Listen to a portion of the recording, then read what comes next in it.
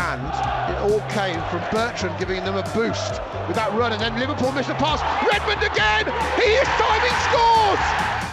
Running down the middle of the pitch, feeds Shane Long, his first touch is good, he shoots! He puts Southampton to Wembley!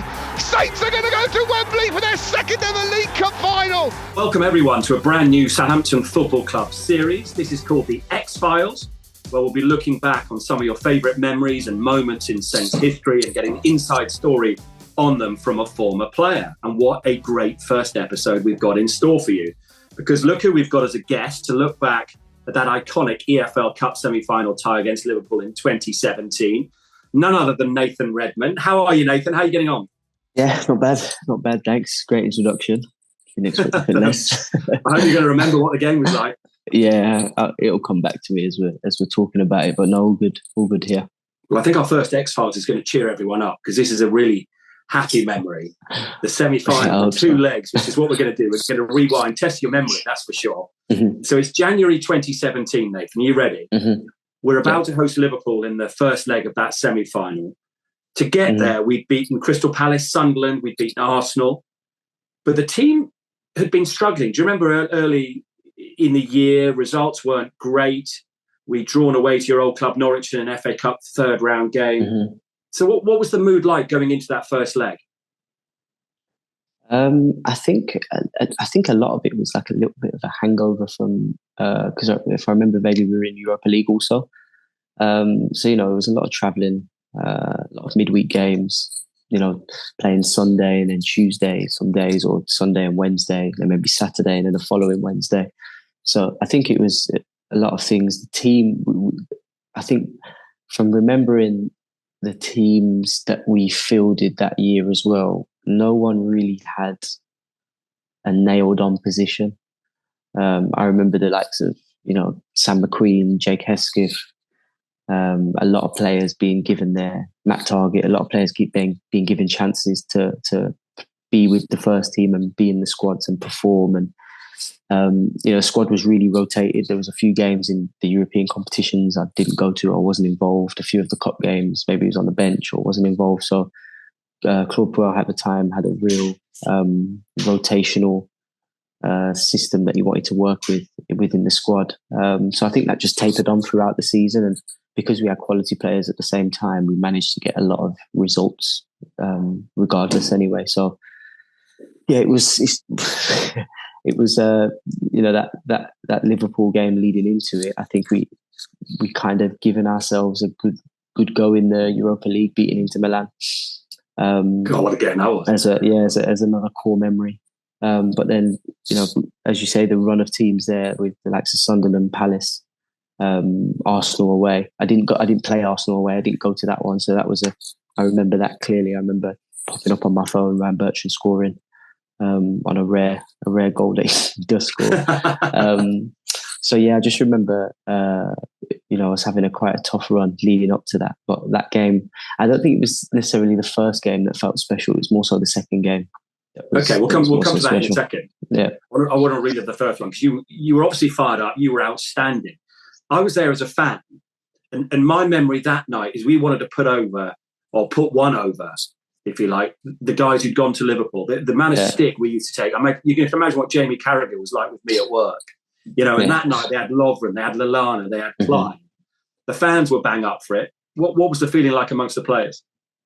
I think when I signed at Southampton anyway, from Norwich, I remember Kelvin Davis in my first game away. I think it was at Man United on a Friday night. I think it was our first game of the season, potentially.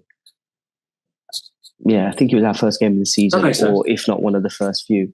And Kelvin Davis came to me in the dressing room and just said, listen, I'm not sure what it was like when you were at Norwich last season, but we come to these places thinking and knowing that we can win.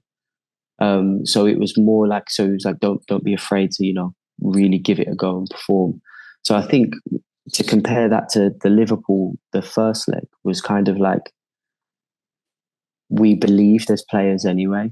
So I think because of the track record that the club had in the previous years, it was kind of a season or a group of players that believed and knew that the bigger teams didn't necessarily like playing against them at this current moment because they knew that they could lose the game or they knew that they could be harmed. So yeah, I don't think we weren't intimidated. We weren't scared. We were just kind of like, we knew that we could beat these if, I think we did it prior to that, maybe. I think, if memory serves right, I think we either beat them before or we drew against them in the league beforehand.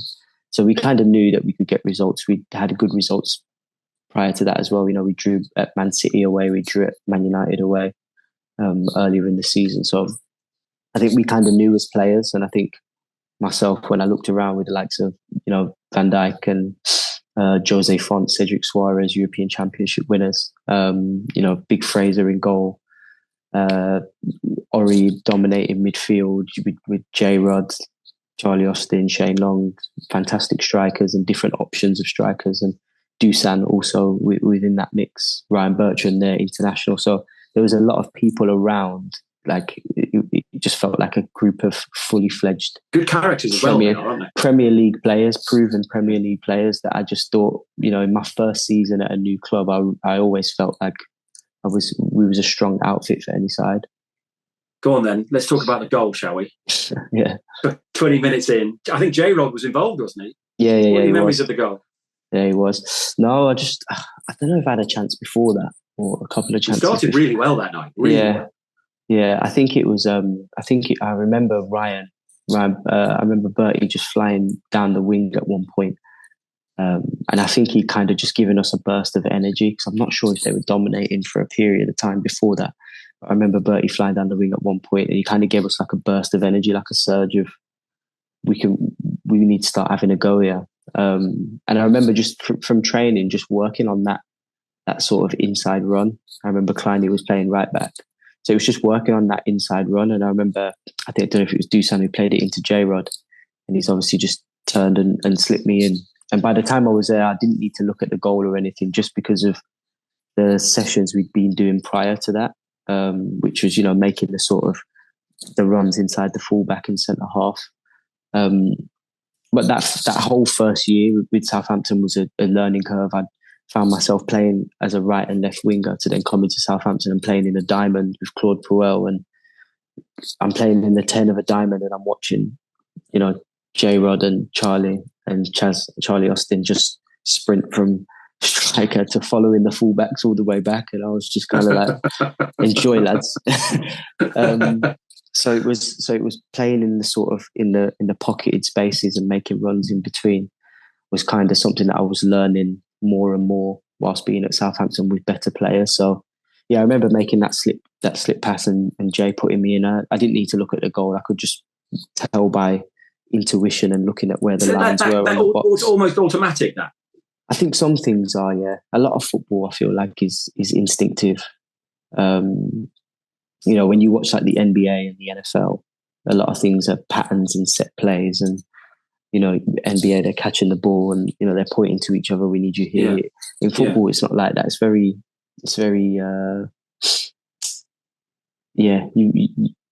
Some things you just know in some positions where to be, and the lines in the game don't move, the goals don't move. So in some things, in some moments, when it all goes your way, it's kind of second nature almost. It was magic. It was a great moment, honestly. And we were off and running, and we're thinking, crikey, because it felt like Liverpool on the rack at this point, because we had another chance right on half time, didn't we? Was it you who hit the crossbar? Probably. I think I hit the crossbar in the second half, or I just missed Karius made a couple of good saves. Yeah, I could have had a hat trick that night. I think that was one thing I remember coming off from the game a few days later, just kicking myself, thinking I could have had a hat trick. Because really, there was a few moments in there I could have had a hat trick, and I think it was Dusan who played me in for a second one across the box in the first half, and I missed that one. And then there was later as the game went on, I knew it was more stretched. So I remember trying to. I think Longy's maybe crossed one, and I've tried to chip it, and it's hit the crossbar, or a defender's headed it and it's hit the crossbar. I was just thinking it was one of them days, but the longer time went on, you walk away from a 1-0 win at home against Liverpool in the first leg of a semi-final. It's a good start because the difficult thing then is then going to Anfield. So what was the feeling? What was the feeling after the game then? Because I remember walking away thinking we could have killed this off. Yeah. Yet we've beaten Liverpool 1-0. You're thinking, oh, it's still a great result, but it could have been so much better. What was the mood in the camp? From what I remember, the lads were just happy, I think. We weren't thinking about the second leg too much. We were just thinking, we could have walked away with 2 or 3. But I think me being so young at the time, being 22, 23 years old, and not so much talking, but more listening and looking at how the other older players are acting. And, they seemed really content. They were happy to have won the game, but probably, thinking we could have had more, but we'll take this as it is, because Anfield, even going there 2-3-0 up is always still a difficult job, as teams in the Champions League have done in the past. They've gone there 2-3-0 up and, kind of pooed their pants a little bit. Yeah. What's St Mary's like on a night like that? All the places you've played, and now you've experienced atmospheres in Turkey. Yeah, St Mary's, when it's rocking like this, it's different now. This season it's different. The Northern is now a bank of all home fans, all red, which is lively. What was it like then? Evening games were always good. I think in the midweek in the Premier League games, sometimes you kind of have to understand why fans can't get there. A lot of people have got responsibilities, picking the kids up from school or working. Sometimes maybe it's just not feasible for them to go to a game on a 7:45, 8 p.m. kickoff on a Tuesday or Wednesday night. But in the Sunday evening games, the Friday night games, the Saturday evening games, they're always the atmosphere was never bad. I feel like leading up to a game at Southampton was always class, because they're always up for it, regardless of the position in the table, regardless of how the team were playing. They're always up for it. They always showed up in numbers to give the support, as long as that was matched on the pitch as well. So we're then heading to Anfield, and the big worry was the game at Leicester. We've talked about him a couple of times already, Virgil van Dijk. Yeah. He picked up that injury, which at the time, to be honest, felt a little bit like the end of the world and a huge blow for us, because he's some player. I mean, honestly, of the centre halves you've played with, where would he rank? Yeah, he'd be up there for sure. He would definitely be up there. I think him and probably Stonesy as well, John Stones, I would say. Playing with him in younger England age groups, going 21, I think. 2 are probably the best I've seen on the ball, reading the game also. But I think a lot of credit doesn't really go to Jose Font as much as it should. I think he was a fantastic servant for Southampton, really helped me settle down whilst joining the club. But also just, there's a lot of players that would have played beside him and left to go to other clubs, maybe perhaps a bigger club in stature. But I feel like a lot of them would probably tell you that they didn't leave Southampton without learning anything from him. I think he was kind of the perfect person to be there whilst bringing in young centre backs and then selling them on. Yeah, so he would probably be another one who I would say was world class as well. Yeah, because Virgil always seemed so calm, and yet Jose from the outside, I got to know him a little bit, felt like the leader. He actually came back the other day. He had a Saints Legend 11 against Russell Martin's 11. I saw, yeah. And Jose was the captain straight away. No argument. And that sort of says a lot, doesn't it? Yeah. No, he was a fantastic servant for the club. But no, Virgil getting injured in that in that game, we didn't really think about it in terms of leading into the second leg of the semi-final. We just kind of thought, we've lost Virg. But when you lose someone to injury during the game, you don't really realise how it's going to affect everything else until, you got to get in a boot, and then you got to wait for the swelling to go down. Then you've got to go for a scan. So you're talking 2-3 days later, then you're finding out what the damage is. So, I think when we found out it was, his season was finished, that was kind of it. Yeah. But, we still had some fantastic centre halves with us as well, in Maya Yoshida and Steve-O. Yeah, because Jack Stevens comes in and you're thinking, is he ready for this? Says a lot about his character, doesn't it? Yeah. Steve, because me and funny enough, me and Steve-O, not many people know this, but I'll tell you, he'll like me telling this story. Me and Steve never used to like each other. And when we were at Southampton, we were actually really good mates, and we still talk to this day. It's crazy. We used to play against each other, I think, on the 14s, 15s, 16s, and we just always, I was playing maybe left wing or right wing, and he was playing at centre back or right back, and he'd always just try and absolutely lever me, and I'd be just trying to make him look silly, like at any given occasion. So we'd had a few England camps where it was a bit frosty, but you're away with England, so you got to be on your best behaviour. But then when I joined Southampton, we kind of had a few pre-season trips and a few team bonding sessions and stuff, a few nights out, a few beers. Was it awkward to start with? Not really awkward, but it was like, we didn't see eye to eye, and then literally before we left, we were probably, before I left, we were probably two of the closest in the dressing room. So, but yeah, now Steve-O's character is what it is. He's from Cornwall, so nothing phases him.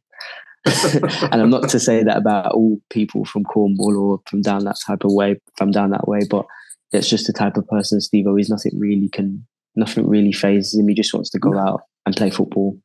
Even at that age, his age going in to play a second leg on the knife edge at Anfield didn't phase him, no? Nah. That's just Steve-O. So you see it now, like he's got so much passion and love for Southampton, for the club and for football in general, but he'll never show it because he's not big on social media. He doesn't enjoy social media or shall we say the limelight. He just wants to play football, loves Southampton, loves playing for the football club, and he just enjoys being in a football environment. So he would relish the opportunity to be like, I can show you how good I am, and then I can just disappear for a week and then come back out again next Saturday and show you how good I am again. Right, Anfield then. Okay, you go to Anfield. Again, a similar question to ask you about St Mary's. Of all the grounds, it was actually my favourite ground. I presented there before the new stand and everything. It was still probably my favourite place to present because it just rocked. The whole studio used to rock, used to shake. It was an amazing place to present. What was it like to play there? Fantastic. I think the stands that they've got there has just amplified what they've already had, which is a lot of heart and soul and passion within the ground, but also just within the community itself.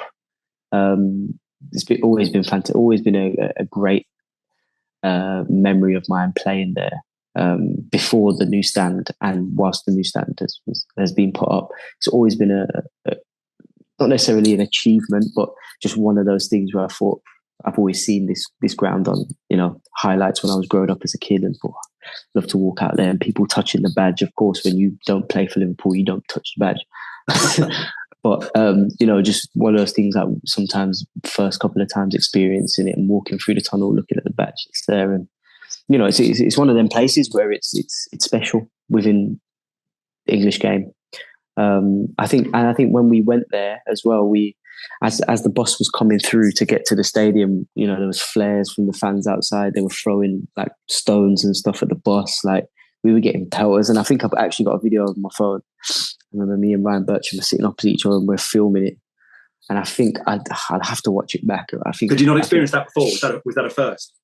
I'd experienced something similar with like England, like under 19s, 20s, 21s. When you go into a lot of hostile places, like.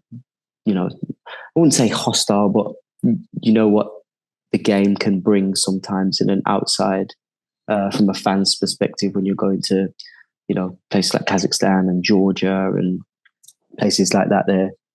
I can't sit here and say they're hostile because it gives them a bad reputation. But I know what you mean. But intimidating places to go. Surrounding a football game, there's a lot of stupid things that can happen. I've been in a few since going to Turkey. I've been in a few more. But they're different stories for different days. But yeah, there was flares and they were throwing stuff at the bus. And just remember the lads just thinking, if we could just finish this off tonight, we'd feel so happy. Like, so yeah, it was everything just led up to be like quite a special evening. Yeah, so it was a nervy evening. I mean, again, this one I was watching on TV, I'll be honest, and it was like, oh my God, how many more opportunities are we going to miss? It was like, here we go again, wasn't it? Yeah. No, we had we had a few opportunities. I remember going on a few mazes in the first half, and just thinking if we can nick another goal early, it just puts so much pressure on them. But sometimes like games go on, and I felt like that game went by really quick. The first half went by so quick, and in the second half, I think because they came out a little bit more stronger, just felt like it went on for ages and ages and ages. And then there's some times where you get taken off, like how I got taken off in that game, and watching it just felt like it was taking even longer. You a bad watcher? Is that agony? I think so.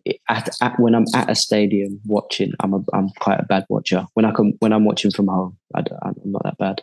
So I can't remember whether you were on the field or off it when it started to get really nervous. And there was one big Fraser made a save, honestly, that had everyone in the ground who was supporting Southampton, everyone at home with their heart in their mouth for a moment. What's your memory of that? Yeah, no, I remember it being an unbelievable save, but I don't think it registered at the time. I obviously remember saying that the first half felt like it went by so quick, and the second half felt like it went by so slow. But there's so many like blurred things.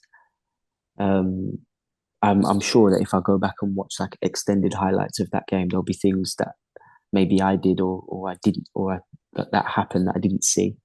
But I think I remember. I think I'd been brought off at that time, so I couldn't quite see what was there was like I don't know if it was like a melee going on in the box, but I just remember it being a great save, and one of maybe the goalkeeper coach at the time, Dave Watson, had just been like, "What a save!" And I was like, "What's going on? What's going on?" It was only when we was on the coach on the way back, I was kind of watching the highlights back, and I was like, "Oh my God, that's." And even I think when the highlights came out, everyone was on the bus and they were watching it and they were like, "Nah, that's a ridiculous save." But Fraser was capable of that. He had that quality. He still has that quality now, which is why he's still at being employed and at Tottenham Hotspur at the moment, because he has fantastic qualities, fantastic mindset when it comes to goalkeeping, and I think he was one of the best that I've worked with for sure. And you just think if he hadn't pulled off that save and it had gone over the line, it would have been. Imagine the cop up for it. It could have been completely different, couldn't it? Not many would have given us a chance from that moment, because there's been better teams than Southampton going there in the semi-final and losing from going there with a goal up. So things work out the way they're supposed to. So yeah. And then Shane Long scored. That must have been like, try and describe it. What was it? Relief? Was it? Yeah, I think I remember as it's going, as Simsy's running down the line with the ball, he gives it to Longy. Me and Prowsey are kind of standing next to each other in our bench coats because we're knackered. We've obviously been brought off and we're knackered, and the ball goes in and we're just like, we've done it. And we gave each other a big hug. We'd done it. But no, great run from Simsy, who was a terrific young player at the time. And that's what he was good at. And sort of, props to the manager for potentially bringing him on for that reason to because we were soaking up a lot of pressure just to take the ball on a counter-attack. Difficult thing to do in a normal game anyway, but to do it at Anfield, Simsy's going to have that memory for life, and so is Longy. I don't think you weren't man of the match that night, were you? Which I think a lot of people would say was an injustice, because over the two, did you have two better games like that for Southampton? You were outstanding in both. I think I probably had a few. A lot of footballers are self-critical, probably too self-critical at times. Probably had one at Watford away, which I enjoyed. For a fan, though, to do it on a stage in the semi-finals is a good way to do it. Yeah. I think we love that. Yeah, I think even in the final, I think once we were in the semi-final, we were kind of. I was really hungry to try and win something, and even in the final, I think VAR's in now. I think we win that game. I'm going to come back to that in a second. I want to enjoy the win. Did you know Jürgen Klopp had never lost a semi-final before that? That was his first. Really? Yeah, his first semi-final defeat. What was the atmosphere like, particularly in the away dressing room? Because that new stand was getting built, we were kind of in cabins underneath. Oh, right. The stand. So there was like cabins underneath the stand, sort of makeshift dressing rooms at the time. I just remember like we were all dancing and singing, like we couldn't believe it. And then I'm not sure if we flew back or if we drove back. And there was definitely Which is better? Which is better when you've had a big win like that? What's preferable? Flying? Driving. Yeah. Yeah. Obviously you have a couple of drinks and someone ends up on the microphone at the front of the bus. Who could sing? Who was decent? Longy would always get it going. To be honest, Longy would always get it going first. But no, it's either that or we got the speaker out and lads are singing along. And after like 2 hours drive, after 2 hours being on the road from Liverpool all the way to Southampton, we're getting to Birmingham and lads start passing out. And after that, you're waking up back at Staplewood at 3-4 in the morning and getting home. It's a bit like when you describe when you're playing well and that first half flies by. When you win a game like that, it's an awful lot better journey than when you get beat. That's true. What was the final like then? I was at that one, and it was. I took my son's 15 now, so whatever age he was then, and that was a hard experience for a youngster like him. Yeah. VAR could have changed it. It must have been pretty painful. Yeah. I think I think we just believed that we could win it because of the run that we'd had leading up to it. Beating Sunderland, Crystal Palace, Arsenal away, Liverpool over 2 legs, and now we face United. We were kind of thinking, well, we've gone through all of this already. Why not? But it wasn't to be. I feel like as a team, we probably performed really, really well, regardless of the result. But it would have been nice to top it off with a winner's medal, but wasn't to be. Yeah, and looking back now, those 2 games clearly are a happy memory. How do you look back at your time at Southampton? Oh, I loved it, man. I loved it. It's one of those. I always say, like Norwich. When I went to Norwich, that kind of helped me transition from a boy to a young man. And when I went to Southampton, I just turned from a young man to a. I felt like an adult by the time I left. I'd gone through so many phases whilst being at Southampton. It's a place that holds memories for bringing my first child to the game. A lot of memories where my family's of 6 nearly 7 years. 7 years? 6 years? 6 years, I think it was. Yeah. 6 years of everyone who knows me knows my mom came to every single home game, along with my brother and sister. So she didn't miss a single one. No, not many. She probably count on 2 hands the amount of times she probably missed games since I was. She'd been to loads of games since I was a kid anyway, from like 8 up and down the motorway with Birmingham in the academy. But from the moment I started playing at Birmingham with the first team, she rarely missed home games. She just banned herself from away games. She couldn't trust herself to hear what she was hearing about me, probably. That's amazing. Southampton's been a core place for, a lot of friendships were made. You spend a lot of time with 6 years with people in a dressing room day in, day out, meeting their partners, meeting their kids, got my first England call up whilst playing for Southampton. 2 of them actually made my debut for England whilst playing for Southampton. So there's a lot of firsts. So yeah, it will always be a special place. I always wish them all the best. I'm always watching, looking out for them when they're playing. If they're playing on the TV, I've always got them on, or I've always got looking out for their results on Sky app. So it'll always hold a special place in my life. And the fans are going to love hearing you speak about it, and they really are. Have you enjoyed going down memory lane? Yeah. No, it's been nice. If you find any others for season 2, let me know. I can't wait to talk to Jack Stevens for one. Yeah, about when he'll enjoy seeing first that. arrived at Southampton, and a few of the others. They seem like a really good bunch of lads. Nathan, thank you so much for your time. I hope you have enjoyed it. I'm sure people enjoy listening to it. It's been great reliving those 2 games actually in your 2 performances. Best of luck at the current club. Get back from injury safe, and I hope the rest of the season can go well for you. And I'm sure we're looking forward to seeing you on the pitch as soon as possible. Thank you to everyone for joining our first ever episode. You were the first ever guest on the X-Files. And we look forward to seeing you again for our next instalment. Thank you very much. Thank you, Ed. Cheers, mate.